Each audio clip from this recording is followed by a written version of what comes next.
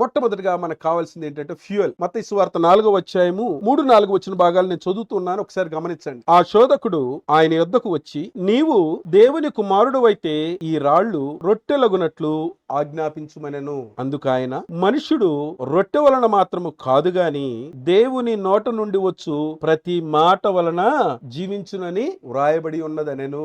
చూడండి ప్రియ సహోదరి సహోదరుల, ఏది ఇక్కడ మనకి ఫ్యూయల్ గా కనపడుతూ ఉన్నది అని అంటే దేవుని యొక్క మాట, అనగా దేవుని యొక్క వాక్యం అనేటువంటిది మన యొక్క ఆత్మ వెలిగించబడటానికి ఫ్యూయల్ గా ఉపయోగపడుతూ ఉన్నది అనేటువంటి సంగతిని మనందరం కూడా గ్రహించాలి. ఈ యొక్క శోధకుడైతే రాళ్లని రొట్టెలగనట్లు ఆజ్ఞాపించమని క్రీస్తుని శోధిస్తూ ఉన్నప్పటికీ కూడా క్రీస్తు ప్రభు ఇచ్చినటువంటి ఆ యొక్క సమాధానం ఏమై ఉన్నది అని అంటే, దేవుని నోట నుంచి ఏదైతే ప్రతి మాట వస్తూ ఉన్నదో ఆ మాట వలన మనందరం కూడా జీవించబడవచ్చు ఉన్నాం, జీవిస్తూ ఉన్నాం. ఆ మాటే మనల్ని ఈ రోజున వెలిగిస్తూ ఉన్నది. అదే మనకు ఫ్యూయల్ గా ఉపయోగపడుతుంది.